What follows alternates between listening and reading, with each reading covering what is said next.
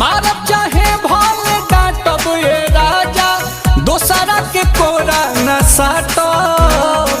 माया त बात लेब ये हो बलमुआ, रावा के हम कैसे बाटो। रह घरे हो हमरे जरे हो, तो जाए देही बुना छूटा चारे हो। कही त दिन रात सुगा लेखा दूध भात अपने ही हाथे खियाईती। अरे बाहर न जइती पिया, घर ही कमाईती।